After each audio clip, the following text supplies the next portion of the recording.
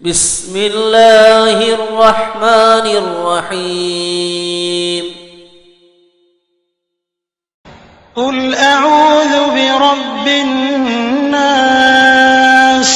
ملك الناس اله الناس من شر الوسواس الخناس الذي يوسوس في صدور الناس من الجنة والناس۔ کہو کہ میں انسانوں کے پروردگار کی پناہ مانگتا ہوں، یعنی لوگوں کے بادشاہ کی، لوگوں کے معبود کی، اس بڑے وسوسہ ڈالنے والے کی برائی سے جو اللہ کا نام سن کر پیچھے ہٹ جاتا ہے، جو لوگوں کے دلوں میں وسوسے ڈالتا ہے، خواہ وہ جنات میں سے ہو یا انسانوں میں سے۔ أنفسنا ومن سيئات أعمالنا من يهده الله فلا مضل له ومن يضلل فلا هادي له أشهد أن لا إله إلا الله وحده لا شريك له وأشهد أن محمدا عبده ورسوله أما بعد أعوذ بالله من الشيطان الرجيم بسم الله الرحمن الرحيم فإذا جاءتهم الحسنة قالوا لنا هذه وإن تصبهم سيئة يطيروا بموسى ومن معه ألا إنما طائرهم عند الله ولكن أكثرهم لا يعلمون۔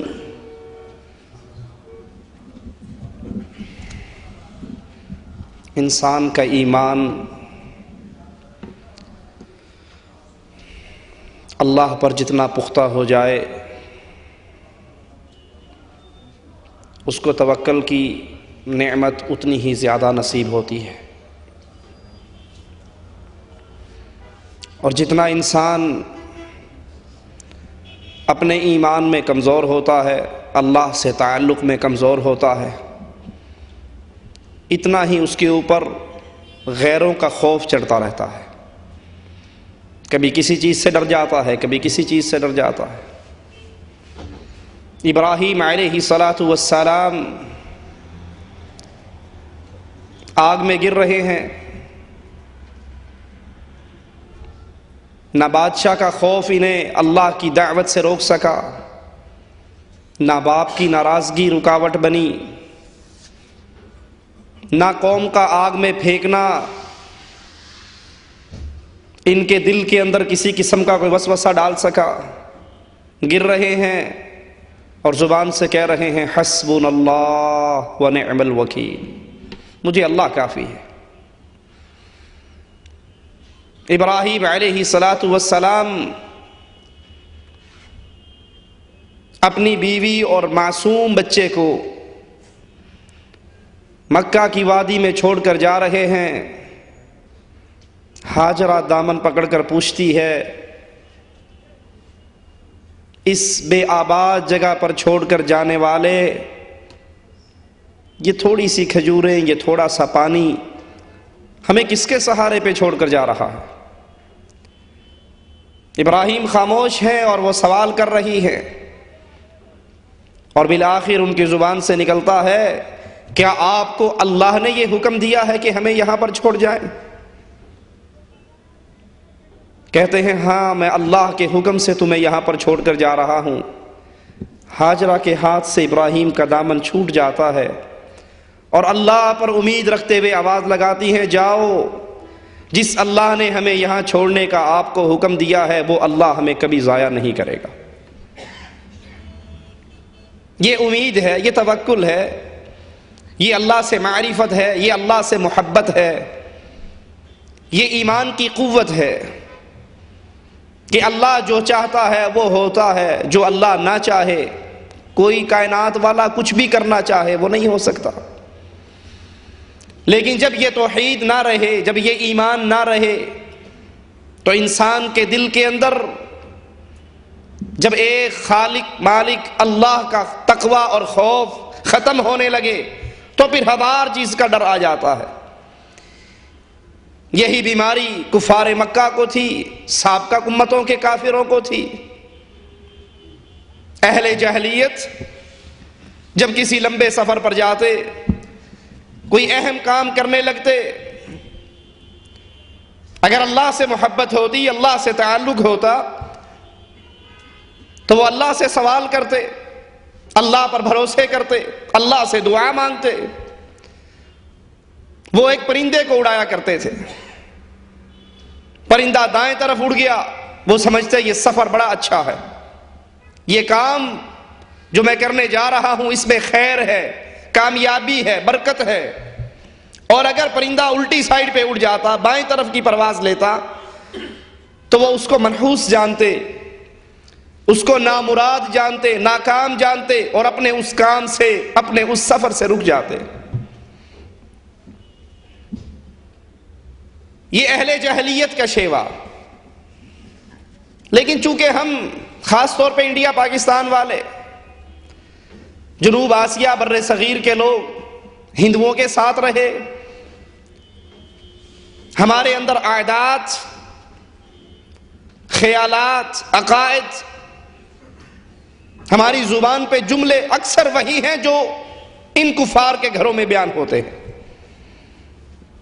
وہ تو بت پرست قوم تھی جو فال لیتی تھی، پرندوں کو اڑاتی تھی، دائیں طرف اڑتا اچھا خیال کرتے، کام جاری رکھتے، بائیں طرف اڑتا برا خیال کرتے، رک جاتے۔ ہم میں سے کلمہ پڑھنے والے کتنے ہیں؟ نماز بھی پڑھتا ہے، کلمہ بھی پڑھتا ہے، مسلمان ہونے کا دعوے دار بھی ہے، باہر نکلتا ہے سفر کے لیے، اچانک سامنے سے کالی بلی گزرتی ہے، منہ لٹکا کے واپس آ جاتا ہے۔ جی آپ تو فلاں جگہ جا رہے تھے، آپ کیوں آگے؟ کو جی مولوی صاحب کی دسی یہ کالی بلی ہے کو لنگ گئی، بلی نے ہمارا راستہ کاٹ دیا، وہ آگے سے گزری۔ اور اگر کسی کے آگے سے بلی گزر جائے تو بس اس کا یہ سفر بڑا ہی پریشان کن ہوگا، بڑی مصیبتوں والا ہوگا۔ لہذا میں تو اس منحوس چیز کو دیکھ کر واپس آ گیا ہوں۔ آپ نے اکثر سنا ہوگا، جس سے اس کی دل کی دوستی نہیں ہے، تھوڑی سی مخالفت ہو، صبح صبح مل جائے تو فوراً کہے گا اللہ ہی خیر کرے، سویرے سویرے دا منہ ویکھ لیا منحوس دا، پتہ نہیں دن کی میں لگنا۔ حالانکہ تیرا دن کیسے گزرنا ہے یہ اللہ نے لکھ دیا، تجھے کیا تکلیف آنی ہے وہ اللہ کے علم میں ہے، تجھے کیا خیر ملنی ہے وہ اللہ نے لکھ دیا ہے۔ اس کے لکھے ہوئے کو دنیا والے تبدیل نہیں کر سکتے۔ لیکن عام روٹین، بلی گزر جائے، بی بی ناشتہ بنانے کے لیے چولہے میں بیٹھتی ہے، منڈیر پہ کوا آ کے بولنے لگ جاتا ہے، بیٹھ جاتا ہے، تو فوراً کہتی آج کچھ ہونے والا ہے، یہ کوا آ کے بیٹھا ہے، کچھ نہ کچھ ہوگا۔ کسی کی آنکھ ہلنے لگ جائے، بڑا مشکل ہے، آنکھ پھڑک رہی ہے، آج کچھ ہوگا، کوئی مصیبت آئے گی، کوئی پریشانی ہوگی، کوئی دکھ ہوگا۔ آٹا گوندتے ہوئے کسی کے ہاتھ سے پیڑا نیچے گر گئے، کوئی مہمان آنے والا لگتا ہے، پیڑا گر گیا۔ یہ سارے وہی ہندوؤں والے، جاہلوں والے جملے آج اہل ایمان، اہل اسلام، کلمہ گو مسلمانوں کے گھر کے اندر عام ہیں۔ اسلام ان تمام جملوں کا، ان عقائد کا، ان نظریات کا رد کرتا ہے، اس کو باطل قرار دیتا ہے، کیونکہ اسلام سب سے بنیادی چیز سکھا رہا ہے کہ نفع اور نقصان نہ پرندے میں ہے، نہ پرندے کے بولنے میں ہے، نہ آنکھ کے ہلنے میں ہے، نہ کسی اور چیز کے آوازے میں ہے۔ نفع بھی اللہ کے ہاتھ میں ہے، نقصان بھی اللہ کے ہاتھ میں ہے۔ اللہ عز و جل کے علاوہ نہ کوئی نقصان دے سکتا ہے، نہ کوئی فائدہ دے سکتا۔ جب نفع و نقصان اللہ کے ہاتھ میں ہے تو ایک جانور، ایک بلی، وہ آپ کے اوپر اتنی حاوی ہو جائے کہ آپ سفر کا ارادہ ہی تبدیل کر دو۔ الو کے بولنے کی آواز آپ کے گھر میں آ جائے اور سارا گھر کانپنے لگ جائے، آج بیری پر بیٹھا الو بول رہا تھا، ضرور کسی نہ کسی کی موت ہوگی، کوئی نہ کوئی مصیبت آئے گی، کوئی نہ کوئی پریشانی ہوگی۔ اور ان پریشانیوں سے بچنے کے لیے آپ نے دیکھا ہوگا، ہم نے تو اپنی آنکھوں سے دیکھا، لاہور میں سڑک کے کنارے طوطا لے کر بیٹھے ہوئے، طوطا لے کر بیٹھے ہوئے اور پڑیے پرچیاں ان کے پاس پڑی ہوئی ہیں. سفر پہ جانے سے پہلے وہ اس کے پاس پہنچ جاتے ہیں کہ جناب ذرا بتائیے یہ فال نکالیے، اور وہ خبیث بھی اسلامی فال نامے کا بورڈ لگا کر بیٹھا ہوا ہے. جس کو نہ فجر کی نماز نصیب، جس کو نہ ظہر کی نماز نصیب، جس کی زبان پہ اللہ کا ذکر نہیں، جس کا چہرہ محمدی نہیں، اسلامی فال نامہ اور ایک پہاڑی طوطا اس نے رکھا ہوا ہے، 8-10 پڑیاں نکال کے رکھی ہوئی. میں نے یہ سفر کرنا ہے جی، کیسا رہے گا؟ وہ طوطے کو اشارہ کرتا ہے، سرکس کا سکھایا ہوا پرندہ، وہ چھلانگ مارتا ہے، نیچے اترتا ہے، چونچ میں سے ایک پرچی اٹھاتا ہے، اس کو پکڑاتا ہے، وہ اس کو کھول کے پڑھ دیتا ہے. وہ کہہ دے کہ آپ کا یہ سفر اچھا ہے، بقول طوطا صاحب کے مان لے گا. وہ کہہ دے کہ آپ کی یہ شادی کا مہینہ جو طے ہوا ہے اچھا ہے، اس طوطے نے آپ کی یہ فال نکال لی ہے، مان لے گا. اللہ پر کوئی بھروسہ نہیں. مومن کوئی کام کرتا ہے تو اللہ سے مشورہ کرتا ہے، اللہ پر بھروسہ کرتا ہے، اور جو اللہ پر بھروسہ کرے اس کا کوئی کچھ نہیں بگاڑ سکتا. وَمَن يَتَوَكَّلْ عَلَى اللَّهِ فَهُوَ حَسْبُهُ، جو اللہ پر بھروسہ کرے پھر اللہ اسے کافی ہے. وہی ہندوؤں کے طرز، وہی زمانہ جاہلیت کے لوگوں کی باتیں، پرندوں سے فال نکالنا، پرندوں کو منحوس سمجھنا، ان کی چونچ میں دبے ہوئی پرچی کے اندر اپنی ساری قسمت رکھنا. اور ایسا کئی بار ہوا ہے. ایک فال والے کے پاس ایک مسلمان مواحد گیا اس کو ذلیل کرنے کے لیے کہ جی میرا ہاتھ دیکھ کے بتائیے، میری فال نکلوائیے، میری شادی کب ہوگی؟ اس نے دیکھی کہ آپ کی لکیریں یہ کہتی ہیں، آپ کا ہاتھ یہ کہتا ہے، یہ طوطے نے جو پرچی اٹھائی ہے اس پہ یہ لکھا ہے کہ ابھی کچھ سال کے اندر اندر آپ کی شادی کا اندازہ ہے. وہ کہتا ہے بھائی ایمان، میرے تو 4 پتر بھی نہیں، تو بھی سال لیٹ بتا رہا ہے مجھے. صرف یہ کھانے کے ڈھونگ، بد عقیدگی، جب پبلک میں، عوام میں اللہ سے تعلق اتنا ٹوٹا ہوا ہے تو ان کو ذلیل کرنے کے لیے، کھانے کے لیے، ان کی عزت، ان کے مال پر ڈاکے ڈالنے کے لیے زمانہ جاہلیت کے طریقے پہ چلتے ہوئے آج کے دور کے جاہلوں نے وہی طریقے استعمال کیے ہوئے. اس دور کے اندر بھی پرندوں کو اڑا کر ان سے فال لی جاتی تھی، آج طوطے کو پنجرے سے باہر رکھ کر اس کی چونچ میں دبی ہوئی پرچی سے فال لی جاتی ہے.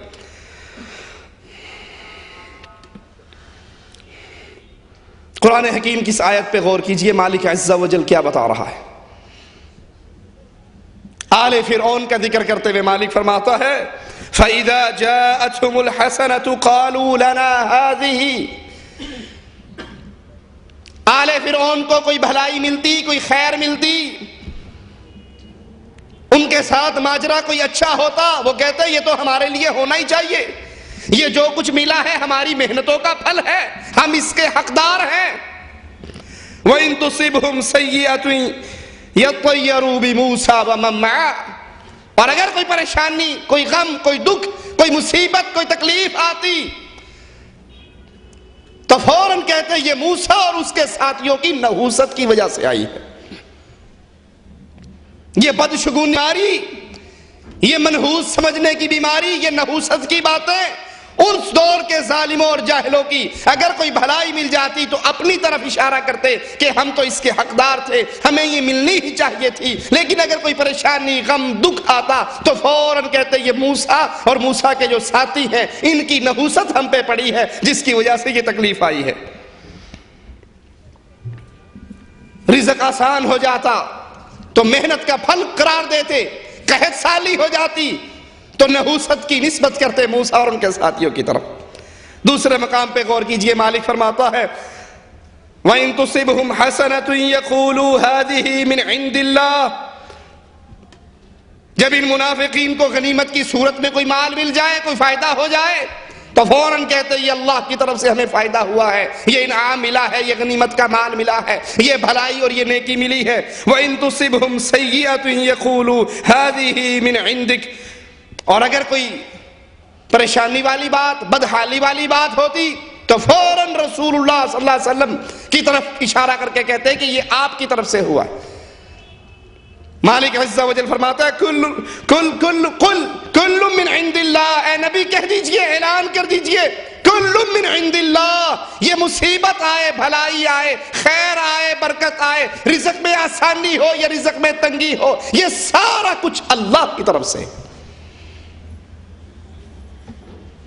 نہ اس میں کسی کی نحوست کا دخل ہے، نہ اس کے اندر اگر نحوست ہے، بیماری ہے، برائی ہے، وہ تمہارے بد عقیدے، وہ تمہارے شرک کی نحوست، وہ کفر کی نحوست ہے۔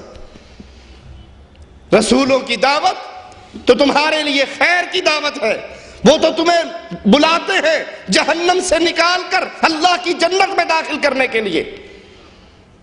اور کفار کا طریقہ کیا ہے؟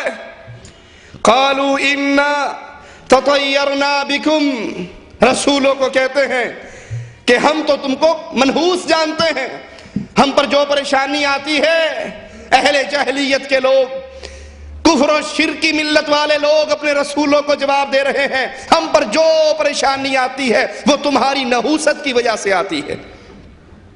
رسول کہتے ہیں قالوا طائرکم معکم، تمہاری نحوست تو تمہارے ساتھ ہے، ہم تو تمہیں اللہ کی طرف بلاتے ہیں، ایمان کی طرف بلاتے ہیں، جنت کی طرف بلاتے ہیں، لیکن تم ہمیں منحوس قرار دے رہے ہو، یہ بات غلط ہے، بلکہ تم شرک کرتے ہو، اللہ کی توحید کے اندر غیروں کو شامل کرتے ہو، اللہ کی وحدانیت کا انکار کرتے ہو۔ قالوا طائرکم معکم، تمہارے ان بد عقیدوں کی وجہ سے یہ نحوست تو تمہارے اپنے اعمال میں موجود ہے۔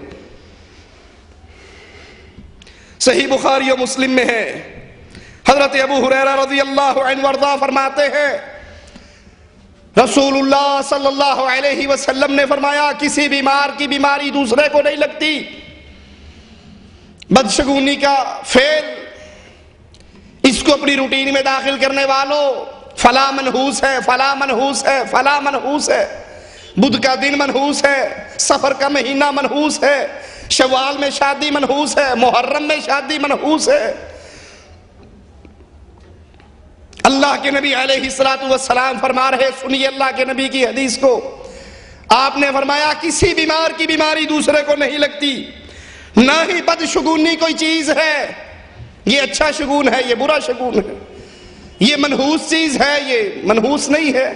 اس دن شادی کر لو ٹھیک رہو گے، ان تاریخوں میں شادی کرو گے برباد ہو جاؤ گے۔ کوا بولے گا تو یہ نحوست، الو بولے گا تو یہ نحوست، بطخ بولے گی تو اس کا یہ ہوگا۔ اللہ کے نبی فرما رہے ہیں بدشگونی کوئی چیز نہیں، اور نہ ہی الو کے بولنے میں کوئی تاثیر ہے، اور نہ سفر کی کوئی حقیقت ہے۔ آئیے غور کیجئے اس حدیث پہ، اللہ کے رسول صلی اللہ علیہ وسلم کن کن چیزوں کی نفی بیان فرما رہے۔ سب سے پہلے اس عقیدے کی نفی کہ ایک بیمار کی بیماری سرایت کر جاتی ہے، دوسرے میں داخل ہو جاتی ہے۔ یہ ایک بیمار آیا ساروں کو بیمار کر دیا۔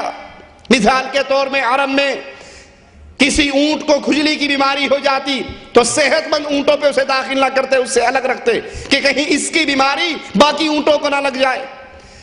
رسول اللہ صلی اللہ علیہ وسلم نے جب اس عقیدے، اس سوچ کی نفی کی، ایک دیہاتی کھڑا ہو کر رسول اللہ صلی اللہ علیہ وسلم سے سوال کرتا ہے، یا رسول اللہ صلی اللہ علیہ وسلم، اگر کسی کی بیماری دوسرے کو نہیں لگتی تو پھر ایسا ہوتا کیوں ہے کہ کھجلی والا اونٹ، خارش زدہ اونٹ، صحیح کھال والے اونٹ میں داخل کر دو ساروں کو لگ جاتی ہے؟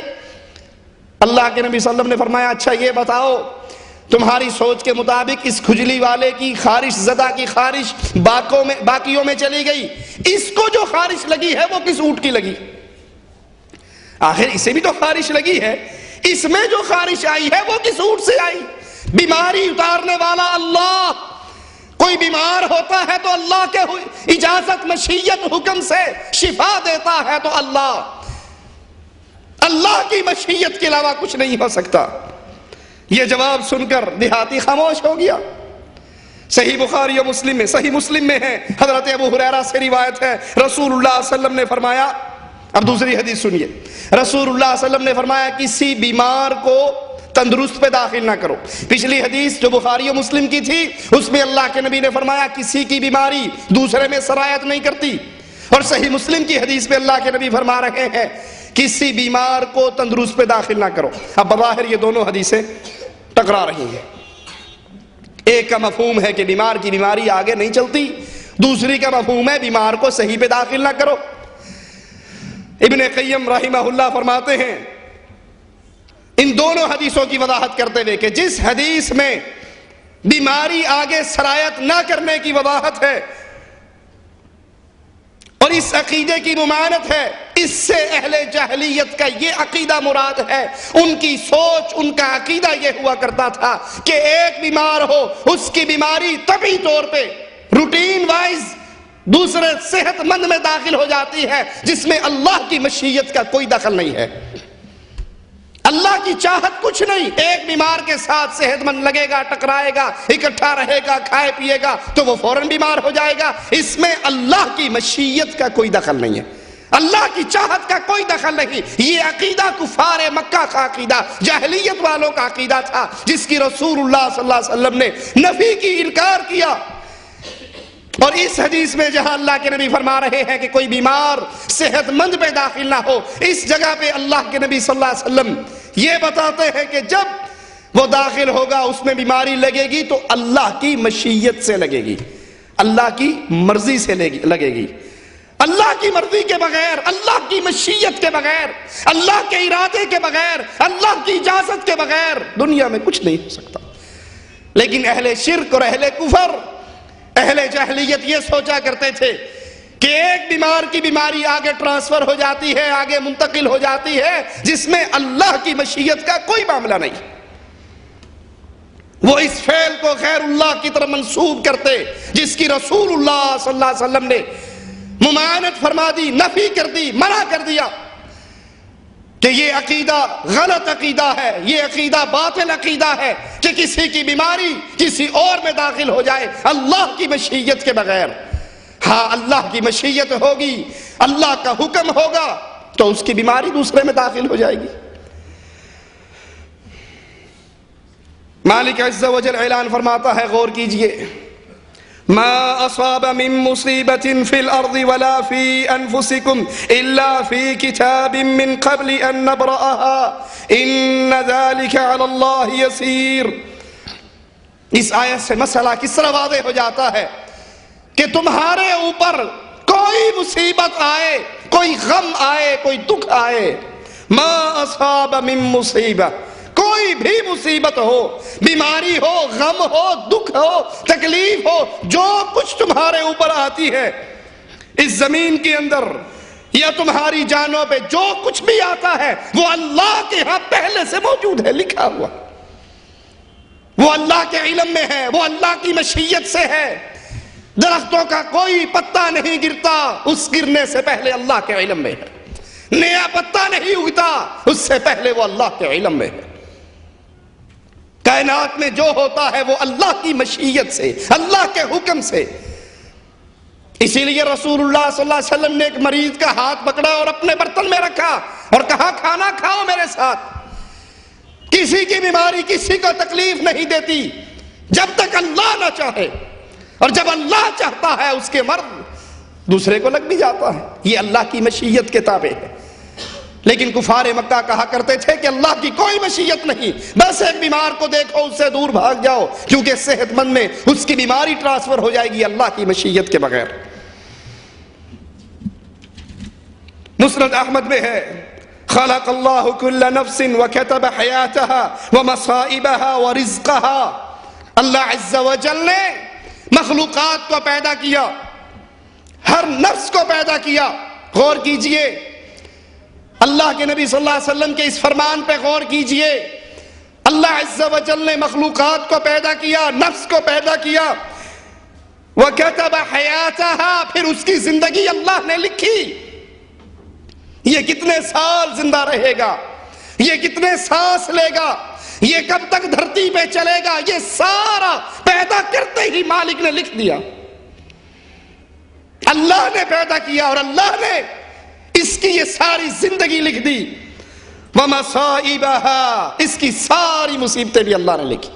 کب اس کو کیا بیماری ہوگی، کب اس کو کیا غم ہوگا، کب اس پہ کیا دکھ آئے گا، وَرِزْقَهَا، یہ کتنا رزق کھائے گا، کب اس پر رزق فراوانی آئے گی، کب اس کے رزق میں تنگی واقع ہوگی، یہ ساری ڈیٹیل اللہ نے انسانوں کو پیدا کیا، نفسوں کو پیدا کیا، اور پیدا کرتے ہی ان کی زندگی بھی لکھ دی، ان کی مصیبتیں بھی لکھ دی، ان کا رزق بھی لکھ دیا۔ اب کسی منحوس کی کوئی نحوست نہیں کہ اس کو دیکھ لو گے تو یہ ہو جائے گا، اس بیماری میں داخل ہوگے تو یہ ہو جائے گا، یہ سب کچھ اللہ نے پہلے ہی لکھ دیا۔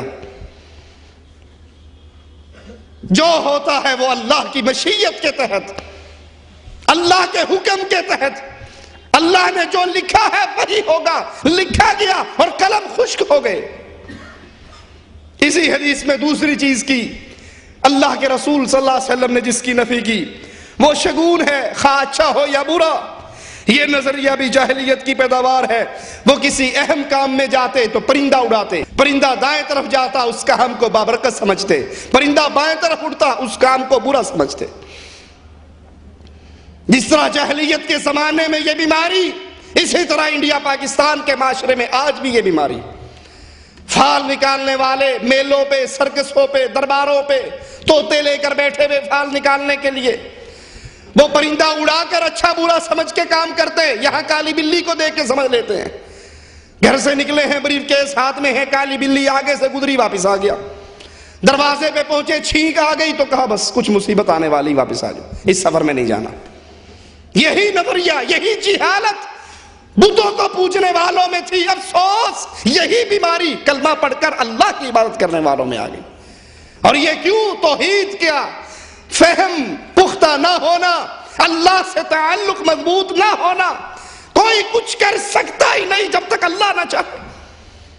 پوری کائنات آپ کو تکلیف دینے پر اکٹھی ہو جائے، اللہ نہ چاہے پوری کائنات مل کے کچھ نہیں کر سکتی۔ اور پوری کائنات، ساری کائنات کے ماننے والے، ساری کائنات کے انسان و جن آپ کا بیڑا غرق کرنے پہ اکٹھے ہو جائیں، آپ کو قتل کرنے پہ راضی ہو جائیں، اگر اللہ نہیں چاہتا ساری کائنات والے نامراد رہیں گے، اللہ جو چاہے گا وہ ہو کر رہے گا۔ یہ توحید، یہ فہم، یہ عقیدہ کمزور ہوا تو کہیں بلی سے ڈرتے ہیں، کہیں مغرب کے بعد اپنے گھر کے درخت پہ بیٹھ کر بولنے والے الو سے ڈرتے ہیں۔ اللہ کے رسول صلی اللہ علیہ وسلم اس کی نفی کرتے ہیں۔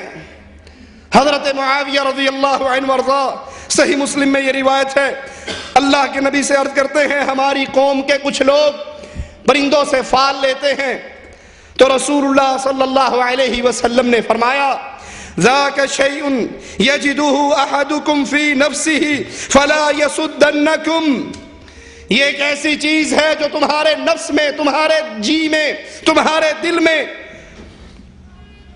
لوگ اس کو پاتے ہیں، لہذا یہ بدشگونی تمہیں تمہارے مقصد کی تکمیل سے نہ روکے۔ آپ سفر کے لیے نکلے ہیں، آپ نے اللہ سے دعا کی ہے، اللہ سے سوال کیا ہے، سفر کی دعا پڑھی ہے، گھر سے نکلنے کی دعا پڑھی ہے، سفر خیر کا ہے یا جائز کا موقع ہے، گناہ اور برائی کا سفر نہیں ہے، اللہ سے سوال کر چکے ہو، سفر کی دعا پڑھ چکے ہو، گھر سے نکلے ہو، اللہ پر توکل کر کے نکلے ہو، تو پھر اللہ پہ توکل کرو، اس پہ قائم رہو، کائنات کی کوئی چیز تمہارا بیڑا غرق نہیں کر سکتی۔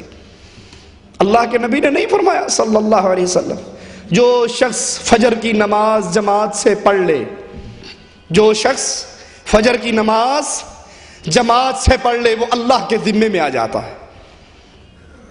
جو اللہ کے ذمے میں آ جائے، کالی بلی اس کو ڈرا سکتی ہے، الو بولنے سے اس کا ایمان متزلزل ہو سکتا ہے، نہ پھال نکالنے والے کو فجر کی نماز نصیب ہوتی ہے، نہ اس قبر کے مجاوروں کو فجر کی نماز نصیب ہوتی ہے، تو ڈریں گے۔ لیکن مواحد کیوں ڈرے؟ جس نے فجر کی نماز جماعت سے پڑھ لی وہ اللہ کے ذمے میں ہے، وہ اللہ کی حفاظت میں ہے۔ حضرت معاویہ سوال کرتے ہیں اللہ کے نبی ہماری قوم کے کچھ لوگ پرندوں سے فال لیتے ہیں، اللہ کے نبی صلی اللہ علیہ وسلم نے فرمایا یہ وہ چیز ہے جو تمہارے دلوں میں ہوتی ہے، سنو یہ بدشگونی ہے، اس بدشگونی کی بنیاد پر جس کام کے لیے تم اپنے گھر سے نکلے ہو اس کام کی تکمیل سے باز نہ آؤ۔ کہ الو بول پڑا تو یہ کام ٹھیک نہیں، بابا جی نے کہہ دیا کہ یہ مہینہ تیرے شادی کے لیے ٹھیک نہیں، میں نے نہیں کرنا، محرم میں شادی کرو تو ویسے ہی حسین کی لعنت پڑ جاتی ہے، محرم میں شادی ٹھیک نہیں ہے، یہ بدشگونی ہے، اس کی بنیاد پر اپنے مقصد کی تکمیل سے باز نہ آؤ۔ اس فرمان میں رسول اللہ صلی اللہ علیہ وسلم نے واضح دو ٹوک لفظوں میں جو بات سمجھائی، وہ بدشگونی کا مرکز یہ دل ہے، وہ بدشگونی کا مرکز یہ دل ہے، اور جس دل میں اللہ کی محبت گامزن ہو، جس دل میں توکل کی دولت موجود ہو، اس دل کے اندر پھر کوئی بدشگونی نہیں آیا کرتی۔ رسول اللہ صلی اللہ علیہ وسلم بدشگونی کو، اس کے فساد کو بیان کر رہے ہیں کہ اگر یہ بات آ بھی جائے، تمہارے دل میں یہ خیال پیدا ہو بھی جائے، اس پہ عمل کر کے اپنا کام نہ چھوڑنا کہ چھینک آ گئی ہے دروازے پہ تو واپس آ جانا ہے، کوا بول پڑا ہے تو واپس آ جانا ہے، رات الو بولا تھا گھر میں تو اب نہیں جانا، صبح کا سفر کینسل ہو گیا، ٹکٹ واپس کروا دو۔ اکرمہ فرماتے ہیں کہ ہم عبداللہ ابن عباس رضی اللہ عنہما، دیکھیے سلف کے عقیدے کتنے صاف سچے، اور کس طرح اللہ کی توحید پہ گامزن، اور کس طرح بدشگونی سے دور، اہل توحید اہل ایمان کسی قسم کی بدشگونی کو اپنے دل میں جگہ نہیں دیا کرتے۔ اکرمہ فرماتے ہیں عبداللہ ابن عباس رضی اللہ عنہما کے ساتھ ہم ان کے پاس بیٹھے، ایک پرندہ چیختا ہوا گزرا تو ایک شخص نے کہا اچھا شگون ہے۔ ابن عباس رضی اللہ عنہما فرمانے لگے نہ اچھا شگون ہے نہ برا، اس کی کائے کائے میں کیا چیز رکھی ہے، اس کے چیخنے سے کیا اچھا اور کیا برا۔ ابن عباس رضی اللہ عنہ وارضاہ نے فوراً اس کی بات کو کاٹ دیا تاکہ لوگ خیر اور شر کے اندر اس پرندے کی طرف متوجہ نہ ہو جائے، خیر بھی اللہ کے ہاتھ میں، شر اور مصیبت و تکلیف بھی آئے گی تو اللہ کی طرف سے۔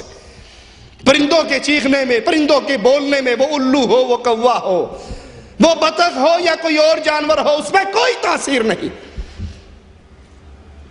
ایک اور امام ایک شخص کو اپنے ساتھ لے کے سفر پہ نکلتے ہیں، وہ چیختا ہوا کائیں کائیں کرتا ہوا گزرتا ہے تو وہ آدمی وہ کہتا ہے کہ اچھا شگون ہے، سفر کے آغاز میں یہ اچھی آواز پرندے کی سننے کو مل گئی، اچھا شگون ہے، سفر ٹھیک ٹھاک رہے گا۔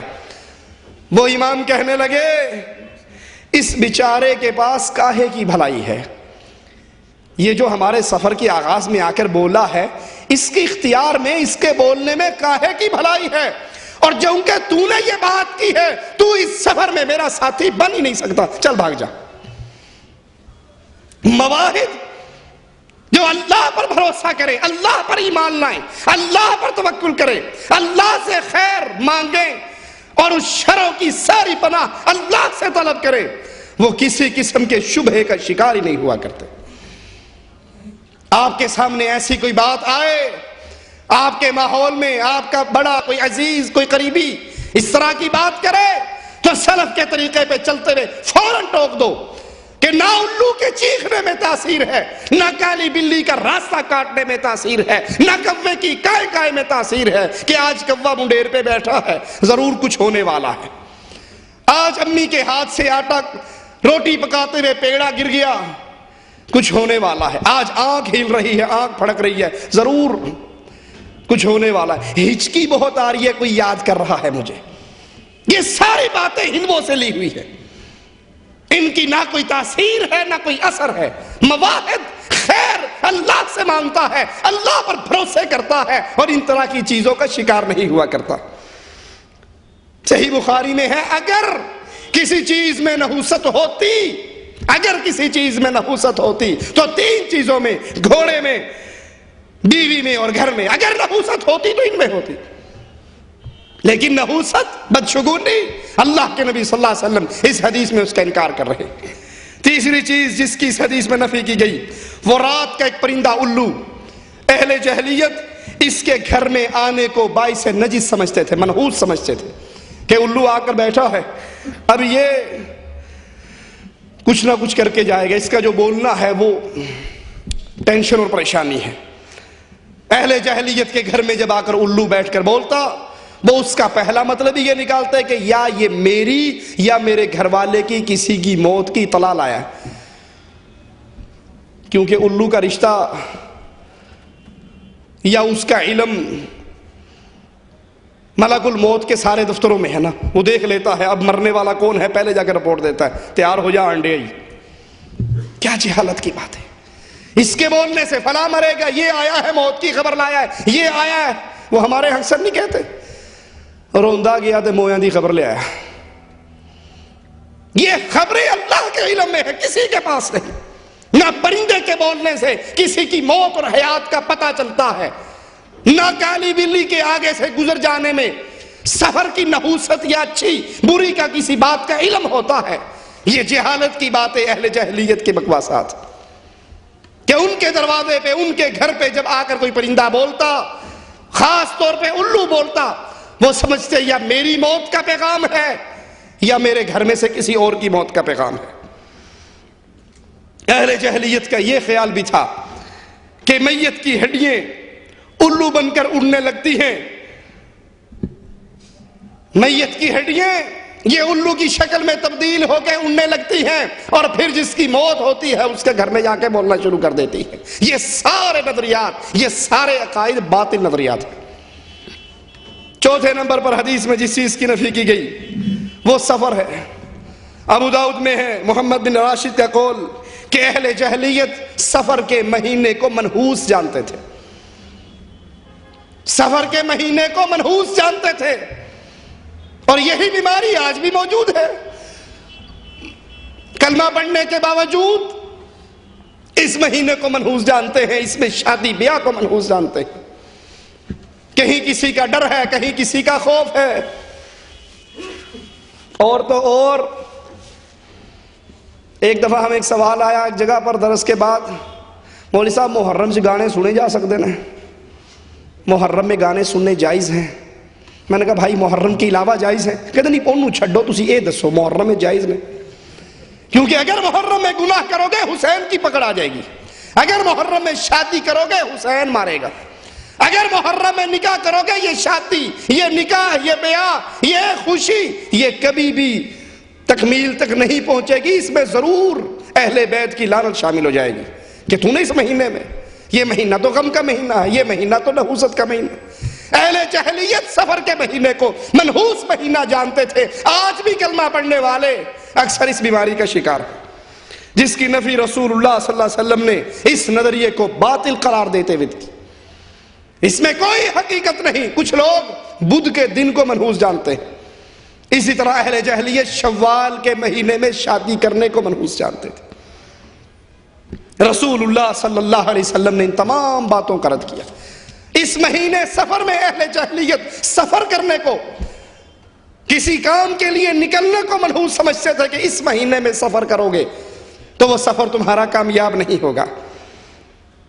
پانچویں نمبر پہ جس چیز کی نفی فرمائی وہ ستاروں کے متعلق اہل جاہلیت کا یہ عقیدہ کہ بارش ان ستاروں سے برستی، یہ کرم کرتے ہیں، ان کی مہربانی ہوتی تو سارا کچھ ہوتا ہے، جس کا ایک اور حدیث میں بھی ذکر ہے۔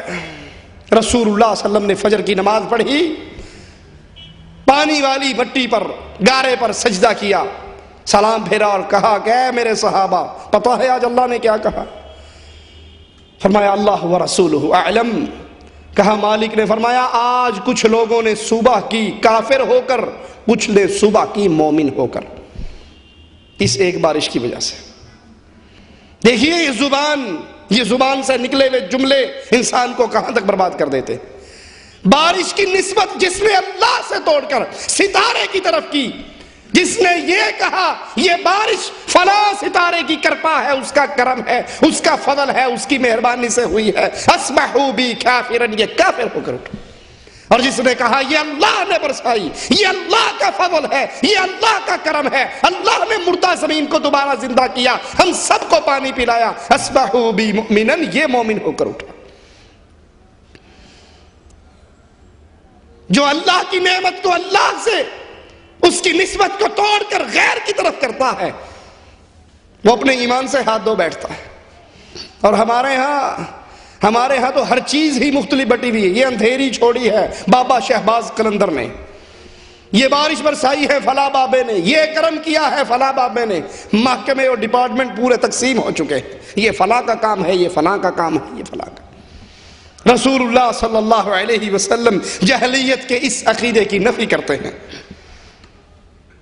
اسی طرح جہلیت کا یہ عقیدہ تھا کہ بھوت، جنات کی، شیاطین کی ایک نسل، ایک جنس، یہ راستے کے اندر لوگوں کو بہکاتے ہیں، بہکا کر ایک قسم کا اغوا کر لیتے ہیں اور اغوا کر کے ہلاک کر دیتے ہیں۔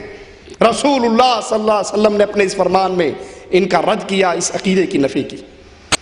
ابو داؤد میں ہے، رسول اللہ صلی اللہ علیہ وسلم کے سامنے بدشگونی کا ذکر ہوا تو آپ نے فرمایا اس میں فال ہی سب سے بہتر ہے، اور کسی مسلمان کو اس کی بدشگونی اس کے مقصد سے نہ روکے، اور فال سے مراد کلمہ خیر، اچھا کلمہ۔ اسی لیے حدیث میں آتا ہے رسول اللہ صلی اللہ علیہ وسلم جب کسی اہم کام کے لیے نکلتے، سفر کے لیے نکلتے، تو آپ پسند کرتے کوئی کہے یا راشد، اے کامیاب، اے ہدایت یافتہ، اس طرح کے جملوں کو رسول اللہ صلی اللہ علیہ وسلم پسند فرماتے۔ آپ نے فرمایا جب تم کسی ایسی چیز کو دیکھو جو تمہیں ناپسند ہو تو پھر تم یوں کہا کرو اللہم لا یأتی بالحسنات الا انت، اے اللہ اچھائیوں کو لانے والا صرف تو ہے، سارا خیر کا خزانہ اور سٹاک تیرے اختیار میں ہے، تیرے ہاتھ میں، تیرے علاوہ بھلائی کوئی نہیں لا سکتا، خیر کوئی نہیں لا سکتا، ساری بھلائی اور خیر کو لانے والا ہے اللہ عز و جل، تو اکیلا ہے۔ وَلَا يَدْفَعُ السَّيِّئَاتِ إِلَّا أَنْتَ وَلَا حَوْلَ وَلَا قُوَّةَ إِلَّا بِكَ، برائیوں کو ٹالنے والا بھی تو ہے، تیری توفیق کے بغیر نہ کوئی بھلائی حاصل کی جا سکتی ہے اور نہ کسی برائی سے روکا جا سکتا ہے، برائیوں سے روکنے والا بھی تو، بھلائیاں عطا کرنے والا بھی تو، برائیوں کو دور کرنے والا بھی تو، حسنات نیکیاں دینے والا بھی تو۔ جو انسان اس طرح اللہ پر بھروسہ کرے، اس طرح توکل کا اظہار کرے، اس طرح اللہ سے امیدیں لگائے، اس طرح اللہ کے ساتھ ان اچھے کلمات کا اللہ کے دربار میں سوال کرے، یہ کلمات زبان سے ادا کرے، اس کے دل میں اگر کوئی بات آتی بھی ہے تو اللہ کے اس توکل پر وہ دور ہو جائے گی۔ ترمذی میں ہے رسول اللہ صلی اللہ علیہ وسلم جب کسی اہم مشن پہ نکلتے، کسی اہم کام پہ جاتے تو آپ پسند فرماتے کوئی آپ کو کہے یا راشد، اس طرح کے الفاظ اللہ کے نبی نے پسند فرمائے۔ ابو داؤد میں ہے رسول اللہ صلی اللہ علیہ وسلم کسی چیز سے بدشگونی نہیں لیا کرتے تھے، کسی چیز سے اللہ کے نبی بدشگونی نہیں لیا کرتے تھے۔ اسی طرح ابو داؤد اور ترمذی میں ہے عبداللہ بن مسعود رضی اللہ عنہ وارضاہ سے روایت ہے رسول اللہ صلی اللہ علیہ وسلم نے فرمایا بدفعلی شرک ہے، اور ہم سے کوئی شخص ایسا نہیں جس کے دل میں بدفعلی کی کچھ نہ کچھ آمیزش نہ ہو، لیکن اللہ تعالیٰ اسے توکل کے ذریعے ختم فرما دیتا ہے۔ اگر دل میں کوئی خیال آئے بھی صحیح، بھروسہ کوئی بات آئے بھی صحیح، وہ فوراً اپنا تعلق اللہ سے جوڑے، اے اللہ خیر تیرے ہاتھ میں، اے اللہ ہر طرح کی برائی سے بچانے والا تو ہے، بھلائی عطا کرنے والا تو ہے، میں تجھ پہ بھروسہ کرتا ہوں، اور جو تجھ پہ بھروسہ کرے اللہ وہ کامیاب ہے، جو اس طرح کی باتیں کرے، جو اس طرح اپنے دل کو توحید کے نور سے منور کرے، اس کے دل میں آنے والا وہ خیال بھی نکل جاتا ہے۔ اور یہ حدیث بدشگونی کے حرام اور شرک ہونے کی واضح دلیل ہے۔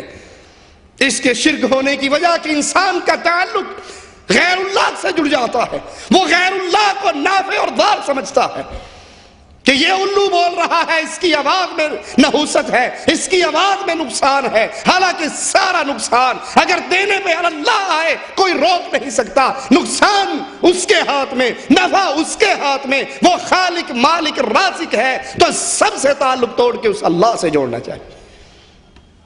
مسند احمد میں عبداللہ بن عمر سے روایت ہے رسول اللہ صلی اللہ علیہ وسلم نے فرمایا جس شخص کو کوئی بدشگونی اس کے کام سے روک دے اس نے شرک کیا۔ لوگوں نے پوچھا کفارہ کیا ہے تو رسول اللہ صلی اللہ علیہ وسلم نے کہا کہ وہ کہے اللہم لا خیر الا خیرک ولا طیر الا طیرک ولا الہ غیرک، اے اللہ عز و جل تیری بھلائی کے علاوہ کوئی بھلائی نہیں، اور یہ پرندہ بھی تیری ہی مخلوق ہے، تیرے علاوہ کوئی معبود نہیں۔ تو توحید کا یہ عقیدہ، توحید کی یہ نعمت، اللہ سے جڑا ہوا یہ تعلق، اہل ایمان کی اللہ سے یہ محبت اس کے دل میں آنے والے ہر خیال کو ختم کر دیتی ہے۔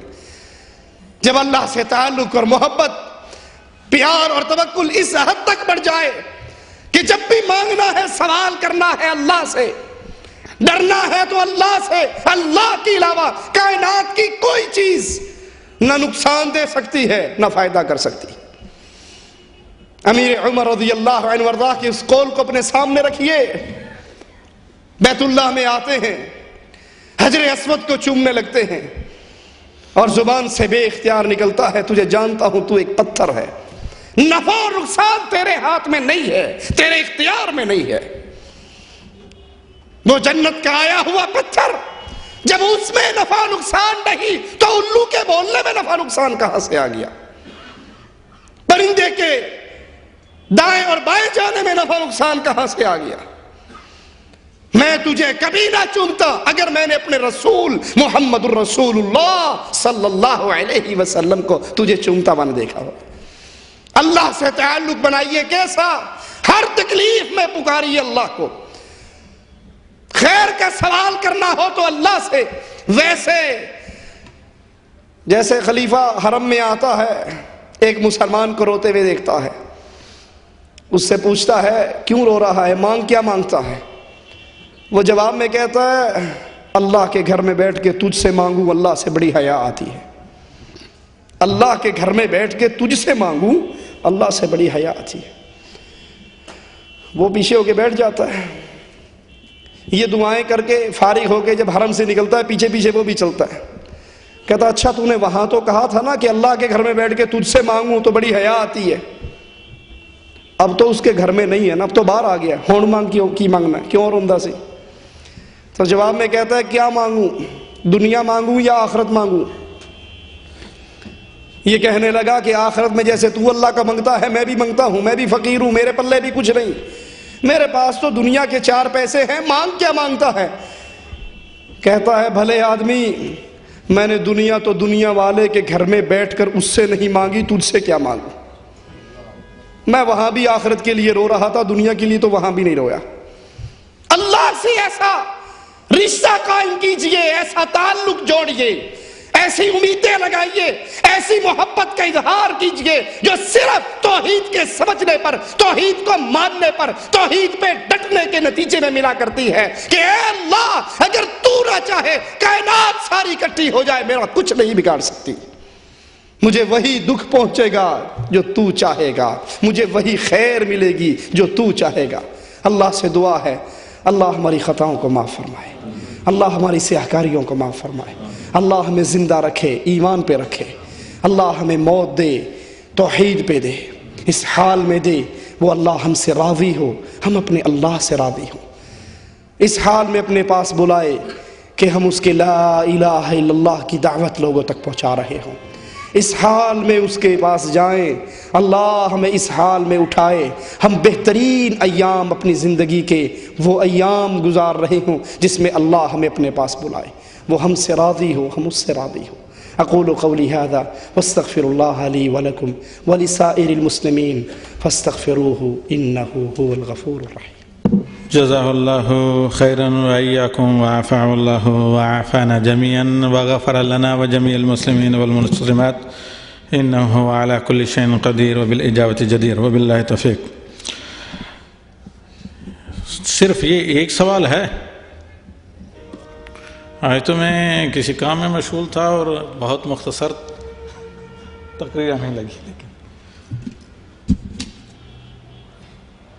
میں آپ کو تلاش کر رہا تھا اور آپ ستون کے پیچھے بیٹھے ہیں، ادھر رہیے، مل کر جائیے۔ ایک سوال تو جس کے خطاب، جس کے مخاطب ہم ہیں، وہ یہ ہے کہ بسم اللہ کے بعد ضروری اعلان، کل بروز جمعہ بعد نماز عشاء مسجد عبداللہ ابن مسعود رضی اللہ تعالی عنہ، آپ جانتے ہیں مسجد عبداللہ ابن مسعود، اور جمعہ بھی معلوم ہے اور کل بھی معلوم، یعنی عنق میں شیخ توصیف الرحمن صاحب کا خطاب ہوگا اور عنوان ہے مسلمانوں کے باہمی تعلقات، جیسے کہ میرے سامنے لکھا ہوا ہے، تو آپ لوگ وہاں کل عشاء کی نماز کے بعد درس میں بیان کے ساتھ بریانی کی خوشبو سے مستفید ہو سکتے ہیں، تو جزاکم اللہ خیر۔ باقی دعاؤں میں اور دیگر چیزوں میں سب کا خیال بھی رکھیے گا، اور اپنا بھی خیال۔ یہ چند سوالات ہیں شیخ، پہلا یہی آیا تو اسی کو رکھیے۔ وہ جو ہے حمزے کی جگہ لکھنے والے نے عین لکھ دی ہے، اس میں آپ مفہوم واضح ہو جائے کافی ہے۔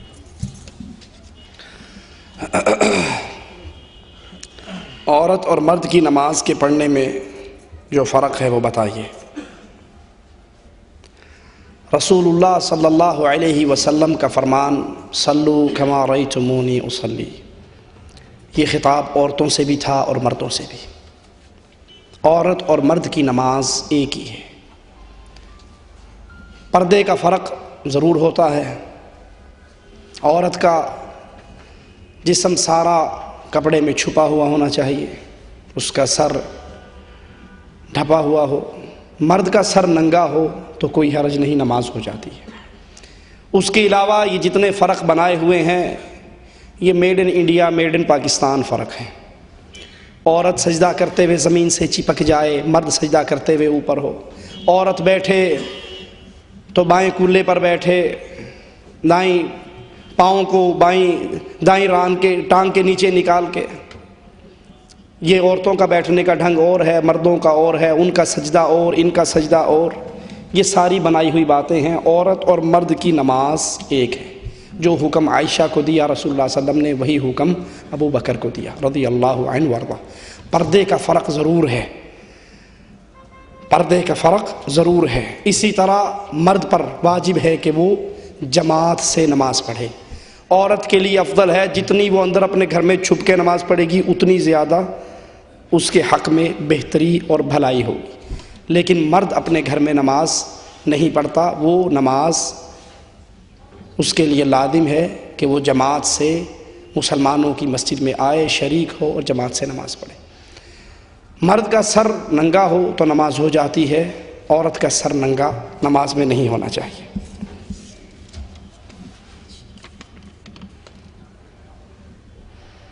عورت کے لیے اس کے رشتہ دار بھائی کیا محرم کی حیثیت رکھتے ہیں؟ اگر رشتہ دار بھائی سے پردہ نہیں کرتی تو شوہر کا کیا فرض ہے؟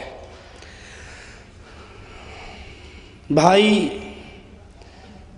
سے مراد چچا کے بیٹے، ماموں کے بیٹے، خالو پھوپھا کے بیٹے، کزن جس کو ہمارے ہاں کہا جاتا ہے، یہ بھائی نہیں ہے۔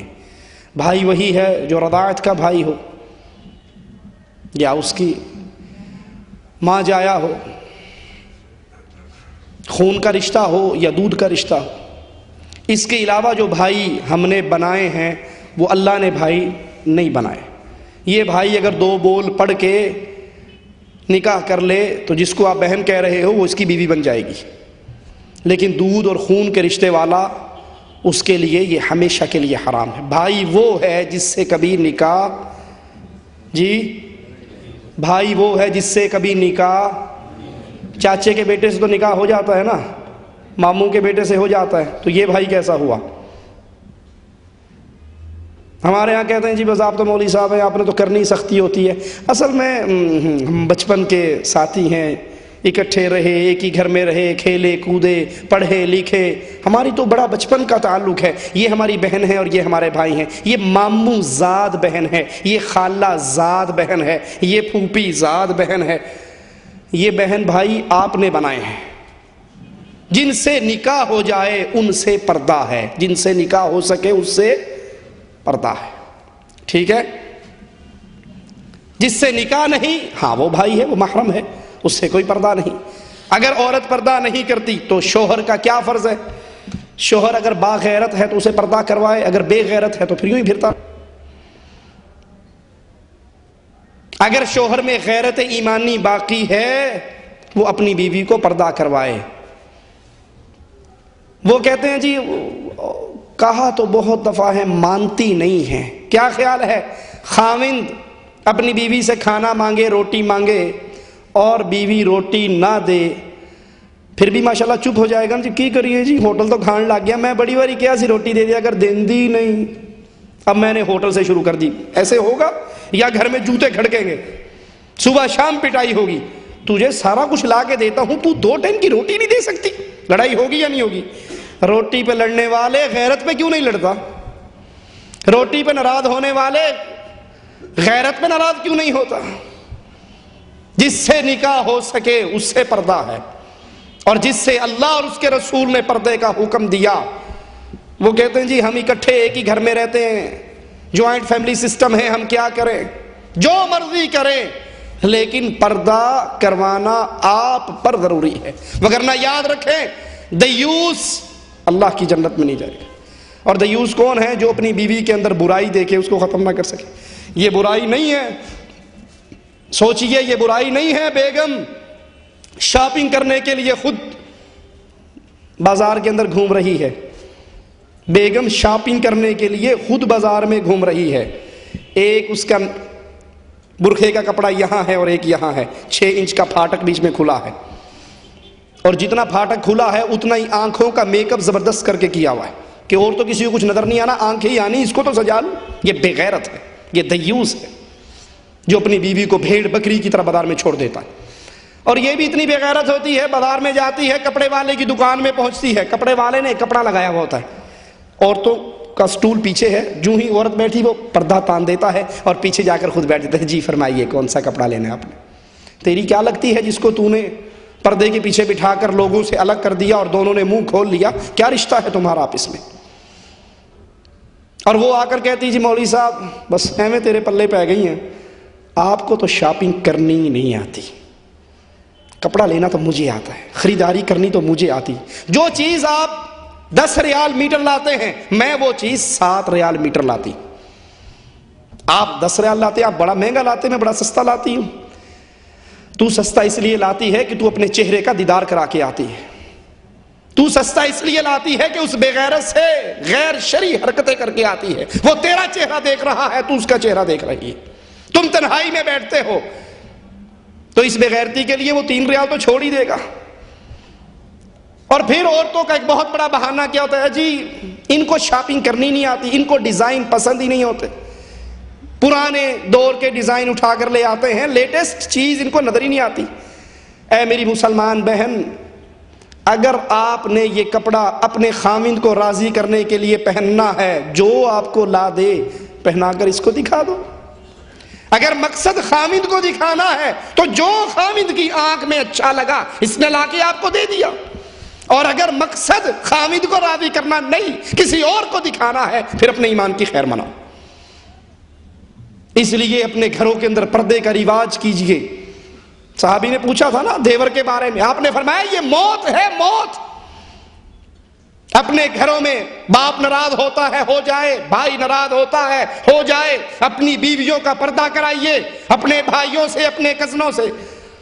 اور کچھ تو حالات ایسے ہو جاتے ہیں، کئی بہنوں کے فون آتے ہیں کہ ہم خود پردہ کرنا چاہتی ہیں، خاوند ناراض ہو جاتا ہے کہ تو میرے ساتھ فنکشن اٹینڈ کرنے اور لوگوں کی بیویاں آتی ہے تو کیوں نہیں جاتی؟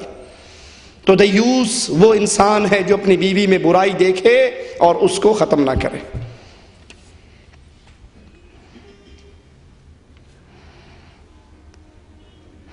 تیرہ سفر کو سرہانے تیل، انڈا، دال وغیرہ رکھ کر کسی مسکین کو بطور صدقہ دیتے ہیں، کہاں تک جائز ہے؟ یہ سارا غریبوں کا ایٹم لکھا ہے آپ نے، تیل، انڈا، دال، اس میں بکرا، مرغا، چامپیں، روسٹ کچھ بھی نہیں آیا۔ لگتا ہے مولوی نے الٹا مسئلہ سمجھا دیا آپ کو۔ یہ میڈ ان انڈیا پاکستان مسئلہ ہے، یہ میڈ ان انڈیا پاکستان مسئلہ ہے۔ اور پھر یہ بھی یاد کر لیجئے، بعض دفعہ ہمارے ہاں کیا خیال ہوتا ہے، جانتے تو ہیں کہ یہ کام غلط ہے، لیکن اس کا انکار کیوں نہیں کرتے کہ جی ہمارے تعلقات بہت زیادہ ہیں۔ اب یہ جو 10 محرم کو کھانا لے کر آیا ہے سبیل حسین کے نام پہ، یا 11ویں شریف کی کھیر لے کر آیا ہے، یا کنڈے شریف لایا ہے، یا کوئی اور سسٹم ہے جو لے کر آیا ہے، اگر میں نے اس سے وصول نہ کیا تو ہمارے تعلقات خراب ہو جائیں گے، لے لو کوٹھے پہ پھینک دیں گے، پرندے کھا جائیں گے۔ آپ تعلقات سدھارنے کے چکر میں لے لو گے، آپ کی نسل کھانا شروع کر دے گی اور کہا کرے گی ابا جی لے لیا کرتے تھے۔ جو اسلام کے خلاف اعمال نظر آئیں اس کو ہاتھ سے نہیں روک سکتے تو کم از کم زبان سے تو ان کا انکار کر دیں۔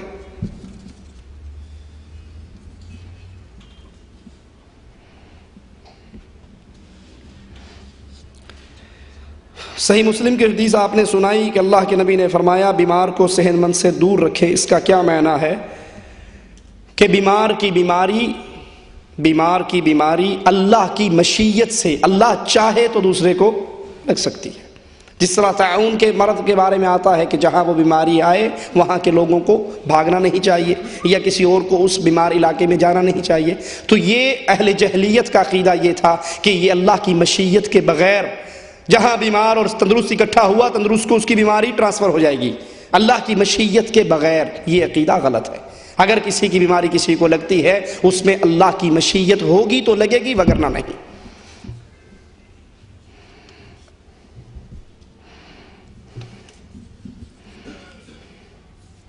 وسیلے کے بارے میں وضاحت کیجئے، وسیلے سے مراد کیا ہے؟ وسیلہ رسول صلی اللہ علیہ وسلم کا مان سکتے ہیں یا نہیں؟ فرمان الہی یا ایھا الذین آمنوا اتقوا اللہ وابتغوا الیہ الوسیلہ۔ دیکھیے وسیلہ جائز بھی ہے اور ناجائز بھی ہے۔ جائز کیا ہے؟ اللہ کے پیارے پیارے نام ہیں، اللہ کو اس کے نام اور اس کی صفات کا واسطہ دے کے دعا مانگنا جائز ہے، یہ جائز وسیلہ ہے۔ کسی نیک آدمی سے دعا کروانا یہ جائز وسیلہ ہے۔ رسول اللہ صلی اللہ علیہ وسلم جمعے کا خطبہ ارشاد فرما رہے اور ایک مسلمان داخل ہوا، اللہ کے نبی ہلاک ہو گئے، بارش نہیں ہو رہی، آپ نے وہیں پر ہاتھ اٹھا دیے، اللہ نے بارش برسا دی۔ اگلے جمعے پھر آیا کہ اللہ کے نبی اتنی ہو گئی، راستے بند ہو گئے، مویشی مرنے لگ گئے، آپ نے اللہ سے دعا مانگی، اللہ نے بادلوں کو پھاڑ دیا۔ کسی نیک بزرگ سے، نیک ولی اللہ سے دعا کروانا جس کو آپ جانتے ہیں یہ واقعی نیک ہے، اور نیک ہونے کی پہلی شرط ہے وہ موحد ہو، مشرک نیک نہیں ہوا کرتا۔ یہ یاد کر لیجئے، باندھ لیجئے اپنے پلے سے، مشرک جتنا مرضی حاجی لک لک بن جائے وہ کبھی نیک ہو ہی نہیں سکتا۔ مشرک بے ایمان ہے۔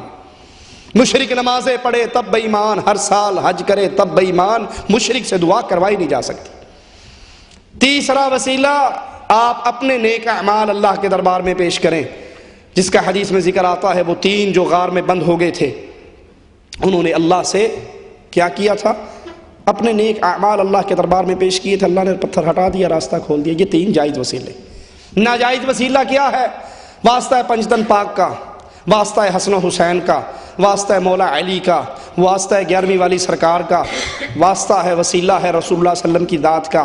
یہ واسطہ اور وسیلہ ناجائز ہے۔ کیوں؟ اللہ کے قرآن نے اس کی ہمیں کوئی تعلیم نہیں دی، رسول اللہ صلی اللہ علیہ وسلم کے فرمان نے ہمیں اس کی کوئی تعلیم نہیں دی۔ آپ کہو گے جناب آپ تو مانتے نہیں ہیں، وہ آدم علیہ السلام روتے رہے، ان کا چھٹکارا نہیں ہوا جب تک انہوں نے محمد صلی اللہ علیہ وسلم کا واسطہ پیش نہیں کیا۔ واسطہ دیا تو جان چھٹی۔ مولویوں نے یہ پٹیاں بڑی سنائی ہوئی ہیں، طاہر القادری جیسوں نے، کیوں ٹیلی ویژن پر آ کر۔ حالانکہ قرآن کیا کہتا ہے؟ فَتَلَقَّى آدم نے سیکھے اپنے رب سے کلمات، کچھ کلمات، کچھ جملے، کچھ دعائیں، فَتَابَ عَلَيْهِ، اللہ نے ان کی توبہ قبول کر لی۔ اور وہ کلمات بھی آپ کو پتہ ہے، آدم علیہ السلام کی دعا کیا ہے؟ ربنا ظلمنا انفسنا وان لم تغفر لنا وترحمنا۔ اب قرآن کی بات سچی یا مولوی کی بات سچی، فیصلہ آپ کر لیجئے۔ رسول اللہ صلی اللہ علیہ وسلم کی حدیث نے ہمیں یہ تعلیم نہیں دی۔ اللہ کے نبی صلی اللہ علیہ وسلم کے خلیفہ ثانی حضرت عمر بن خطاب رضی اللہ عنہ وارضا، ان کے دور میں قحط ہوتا ہے، حضرت عباس کو لاتے ہیں، وہ اللہ سے دعا کرتے ہیں، عمر ان سے پہلے دعا کرتے ہیں، اللہ جب تک نبی زندہ تھے وہ دعائیں کرتے رہے، اب نبی فوت ہو گئے، اب ہم ان کے چچا کو لائے ہیں، علم عمل تقوی بزرگی میں ہم سے بڑے ہیں، یہ دعا کریں گے۔ ان کو چاہیے تھا فوراً ہی کہتے واسطہ رسول اللہ صلی اللہ علیہ وسلم کا اللہ بارش برسا دے۔ یہ تعلیم نہ قرآن نے دی نہ حدیث نے دی۔ اور پھر اللہ عز و جل وہ ہستی، وہ ذات ہے جو نہ کسی کی محبت میں قید ہے نہ کسی کا خوف کھاتی ہے۔ ہم واسطے وسیلے، یہ دنیا کا جھنجھٹ جو ہے یہ کیوں ہوتا ہے؟ وزیر اعظم سے ہم نے کوئی بات منوانی ہے تو MNA کی سفارش کرواتے ہیں، کیوں؟ وزیر اعظم کو پتہ ہے اس کی بات نہ مانی اگلے الیکشن میں یہ میرا ساتھ نہیں دے گا، وہ ڈرتا ہے۔ تھانے دار کی بیوی کا فون آ جائے، تھانے دار آپ کا نہ چاہتے ہوئے بھی کام کر دے گا، کیوں؟ کیونکہ وہ اس کی محبت میں مجبور ہے۔ اللہ نہ کسی کی محبت میں مجبور ہے نہ اللہ کسی سے ڈرتا ہے۔ اچھا، ایک مثال دے کے بعد ختم کرتے ہیں۔ اگر کوئی شخص پھر بھی یہ کہے کہ نہیں جی یہ ضروری ہے، تو ہم کہتے ہیں بادشاہ کے دربار میں جانے کے لیے لوگوں نے مثالیں بنائی ہوئی نا، کوٹھے پہ چڑھنا ہے، سیڑھی لگانی پڑے گی، بادشاہ کو ملنا ہے، وزیر پکڑنا پڑے گا۔ ہم کہتے ہیں اللہ اتنا دور نہیں ہے بندے سے جتنا کوٹھا اس فرش سے دور ہے، سیڑھی کی ضرورت پڑتی ہے۔ اللہ تو شہرت سے بھی زیادہ قریب ہے، مانگو تو صحیح۔ دوسری بات یہ مثال کہ بادشاہ کو ملنا ہے تو وزیر پکڑنا پڑتا ہے، یہ اللہ کے ساتھ مخلوق کی تشبیہ ہے جو حرام ہے۔ اور اگر یہ بھی مان لی جائے، میں کہتا ہوں کہ ایک بادشاہ خود چل کر سائل کے پاس آ جائے، اللہ کے لیے اعلیٰ مثال سمجھانے کے لیے عرض کر رہا ہوں، اور کہ مانگ بھی کیا مانگنا ہے، صدر صاحب خود آ گئے ہیں، مانگو جی کیا مانگتے ہو، وہ کہ نہیں سرکار آپ واپس دلی جائیں، میں اپنے علاقے کے MNA صاحب کو لے کر دلی آؤں گا، اور پھر وہ وزیر اعظم کو پکڑیں گے، وزیر اعظم کو لے کے ہم تینوں وفد بنا کے آپ کے پاس آئیں گے اور پھر اپنی درخواست پیش کریں گے۔ وہ کہے گا بے وقوف پاگل، میں آ جو گیا ہوں، تو چھوڑ وزیر اعظم کو، ڈائریکٹ مانگ کیا مانگتا ہے؟ عقل مندی کیا ہے؟ درخواست پیش کر دینی چاہیے یا نہیں؟ جی کر دینی چاہیے۔ اللہ کے لیے اعلیٰ مثال سمجھانے کے لیے عرض کرتا ہوں، اللہ کے نبی صلی اللہ علیہ وسلم فرماتے ہیں ہر آخری رات میں مالک عز و جل اپنے عرش سے آسمان دنیا پہ نزول کرتا ہے جیسے اس کی شان کو لائق ہے، اور آواز دینے والا آواز دیتا ہے، کوئی ہے بیمار شفا مانگ لے میں دے دیتا ہوں، کوئی رزق کی تنگی کا سوالی ہے میں اس کی رزق میں فراخی کر دیتا ہوں۔ ہم سارے اس وقت سوئے ہوئے ہوتے ہیں اور صبح اٹھ کر کیا جھوٹ بولتے ہیں، ساڑی سندا نہیں اینا دی موڑدا نہیں، تو نے تو خود نہیں سنائی، وہ تو سنتا ہے۔ اب یہاں جو آیت بھائی نے پیش کی، اے ایمان والو اللہ سے ڈرو اور اس کی طرف وسیلہ تلاش کرو، آگے بھی ذکر ہے آیت کا، کیا وجاہدو، جہاد کرو اللہ کے راستے میں۔ یہ جہاد نیک عمل ہے، نیک اعمال کا وسیلہ دینا اللہ کے دربار میں جائز ہے۔ اور جو آخری سوال کیا ہے اذان کے بعد کی دعا کا، وہ مقام وسیلہ جنت میں وہ مقام ہے جس میں اللہ کے رسول صلی اللہ علیہ وسلم کے لیے آپ نے تعلیم دی ہے وہ دعا مانگنے کی۔ شرک اور بدعت کرنے والے کے پیچھے نماز کا کیا حکم ہے؟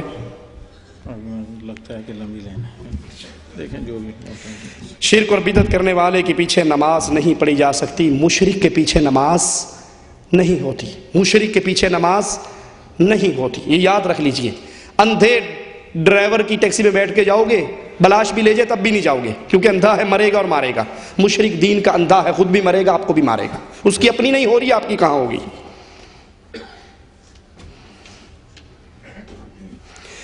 آفس میں کام کی جگہ پر جو نماز پڑھنے کی جگہ بنی ہے وہ اور مسجد میں نماز پڑھنے کا اجر میں فرق ہے؟ بالکل فرق ہے۔ آپ وہیں کمرے سے اٹھ کے وہاں نماز پڑھ لیں، وہ مسجد نہیں ہے، آپ نے مقامی طور پہ اسے بنایا ہوا ہے اور آپ کے ساتھ میں مسجد ہے، تو وہ افضل ہے جو بڑی جماعت سے جا کر مسجد میں نماز پڑھتا ہے۔ آج کل قادیانی احمدی ٹی وی پر یہ بہت بحث ہو رہی ہے کہ عیسیٰ ابن مریم فوت ہو گئے، برائے کرم تفصیل سے جواب دیں۔ یہ بھائی تفصیل تو پورا 1 گھنٹے کا درس ہے یہ۔ بہرحال ان کی یہ بات غلط ہے، قرآن فرمات میں اللہ عز و جل کا فرمان موجود ہے کہ اللہ نے ان کو اٹھا لیا، اور رسول اللہ صلی اللہ علیہ وسلم کی حدیث موجود ہے کہ وہ قیامت کی نشانیوں میں سے ہیں اور قیامت سے پہلے وہ دوبارہ نزول فرمائیں گے۔ یہ ہمارے ہاں جو مردوں کی روحوں کا دوبارہ واپس آنے کا تصور ہے، آپ کا اس پہ کیا خیال ہے؟ یہ ہندوؤں کا تصور ہے، مسلمانوں کا نہیں۔ روحیں یا جنت میں ہیں یا جہنم میں؟ روحیں کہاں ہیں؟ یا علیین یا سجین؟ جو جنت میں ہیں وہ تیری دال مسور کھانے کے لیے دنیا پہ آئیں گے، اور جو جہنم میں ہیں وہ تو کوئی نکلن دے گا؟ جو جہنم میں گئی انہیں کوئی نکلنے، اور جو جنت میں چلے گئے کہیں گے جان چھوٹی مصیبتاں تو وہ پیچھے آن گئی نہیں۔ جنت والے خود نہیں آئیں گے، جہنم والوں کوئی آنے نہیں دے گا۔ اور قانون بھی یہ ہے کہ جو وہاں چلا گیا وہ واپس، حدیث میں آتا ہے اللہ نے شہداء سے کہا مانگو کیا مانگتے ہو، لمبی حدیث ہے، مختصر اس کا یہ، ان کا اللہ بھر ایک دفعہ دنیا میں ہمیں لوٹا دے، ہم تیرے راستے میں جہاد کریں۔ مالک نے فرمایا کہ جو یہاں آ گیا وہ واپس، اے لبو کہ دی روح جڑی پجی پھر دی، ہر جمعرات نو آئے کھانا مانگ دی۔ یہ مولوی کی اپنی بدرو ہے۔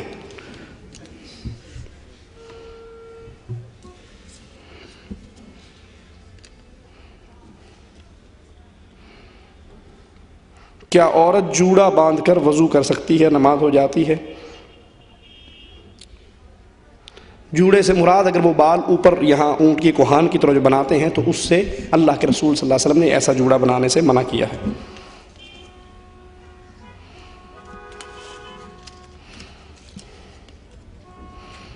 شادی پہلی کیا اگر ادھر پہلی شادی کی ہوئی ہے، اگر دوسری کرنی چاہے تو شریعت کے اعتبار سے کر سکتا ہے؟ بالکل کر سکتا۔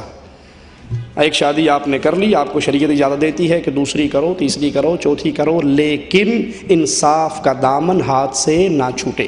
قیامت کے دن وہ انسان فالج زدہ ہو کر اٹھے گا جس نے ایک بیوی کی طرف جھکاؤ کیا اور دوسری کو چھوڑ دیا۔ حق پورا کریں۔ حق پورا کرنے میں بھی کہتے ہیں جی اسی تک کر ہی نہیں سکتے، اس بات ہے اس یا بچ پو ہی نہ۔ حق پورا کرنے میں کیا ہے؟ آپ اس کو ٹائم جتنا اس کو دے رہے ہیں، راتوں کی باریاں اس کو بھی دیں برابر اس کو بھی دیں۔ کپڑا یہ نہیں کہ ایک کا 50 ریال کا سوٹ لے آئے دوسرے کا 100 ریال کا لے آئے۔ کھانے میں، پینے میں، کام میں، کاج میں مکمل انصاف کریں۔ دل کی محبت انصاف میں داخل نہیں ہے، اسی لیے اللہ کے نبی فرماتے ہیں اللہ میرا دل عائشہ کی طرف زیادہ ہے۔ باریوں میں انصاف، نان نفقے میں انصاف، بول چال میں انصاف، لیکن جو جتنی خدمت کرے گی اتنا وہ اپنا مقام زیادہ پا جائے گی۔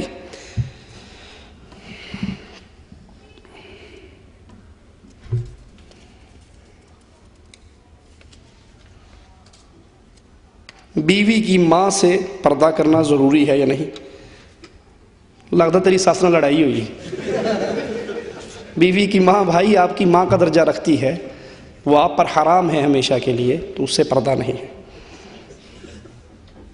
کیا قبلہ رخ پیر رکھ کر سو سکتے ہیں؟ اللہ کرے کسی مسلمان کو یہ خوش نصیبی ملے کہ بیت اللہ شریف کھلا ہوا ہو اور وہ اندر داخل ہو جائے، یہ خوش نصیب ہے یا بد نصیب؟ جی خوش نصیب ہے۔ جب یہ بیت اللہ میں داخل ہوگا، بیت اللہ اس کے پاؤں کے نیچے آئے گا یا نہیں؟ یا پیر باہر پیچھے چھوڑ جائے گا؟ پاؤں کے نیچے آئے گے نا بیت اللہ، پاؤں ساتھ ہی جائیں گے نا۔ اچھا یہ 4 دیواریں ہیں نا بیت اللہ کی، اندر داخل ہو گیا، کسی نہ کسی پاسے تو کانڈ ہوئے گی، بیت اللہ کی کوئی نہ کوئی دیوار تو اس کے پشت کے پیچھے ہوگی، تو کیا کرنا چاہیے اس کو پھر؟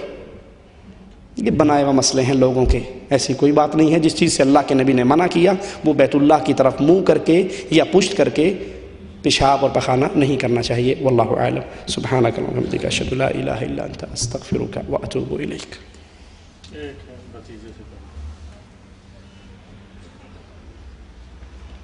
کیا میری بیوی میرے بھتیجے کے سامنے آ سکتی ہے؟ اگر غیرت مند ہے تو نہیں آنا چاہیے۔ آپ کا بھتیجا اس کے لیے محرم نہیں ہے، اس کا سگا بھتیجا، اس کے بھائی کا بیٹا، اس کی بہن کا بیٹا، اس کا بھانجا، اس کا بھتیجا، وہ اس کا محرم ہے۔ آپ کا بھتیجا، آپ کا بھانجا اس کے لیے محرم نہیں ہے، اس سے پردہ ضروری۔ اصول یاد کر لیں، جس سے شادی ہو سکے اس سے پردہ، جس سے شادی ہو سکے اس سے پردہ۔ اس کا یہ مطلب نہیں، ایک مولوی صاحب سے ہماری بات ہوئی، کہنے لگے جناب دیور سے کوئی پردہ نہیں۔ میں نے کہا بھائی کیوں؟ کہا وہ ہے نہیں کہ اس سے پردہ ہے جس سے شادی ہو سکے، تو بھابھی سے شادی ہو ہی نہیں سکتی، وہ تو کسی اور کی بیوی ہے۔ میں نے کہا اگر یہ اصول مان لیا جائے تو کسی شادی شدہ سے شادی نہیں ہو سکتی جب تک وہ کسی اور کے نکاح میں ہے، جب تک وہ کسی اور کے نکاح میں ان سے شادی ہوگی نہیں، سب سے پردہ ختم۔ جس سے کسی صورت میں بھائی نے بیوی کو طلاق دے دی، عدت ختم ہوگی، آپ اس سے نکاح کر سکتے ہو، ٹھیک ہے یا نہیں؟ جس سے شادی ہو سکے اس سے پردہ ہے، اسے پردہ نہیں ہے جس سے نکاح نہیں ہو سکتا۔ جو محرمات ابدیہ ہیں، جو محرم رشتے ہیں، باپ ہے، بھائی ہے، بیٹا ہے، بھتیجا ہے، بھانجا ہے، دودھ کے رشتے ہیں یا خون کے رشتے ہیں، ان سے پردہ نہیں ہے۔ جزاکم اللہ خیر۔ سبحان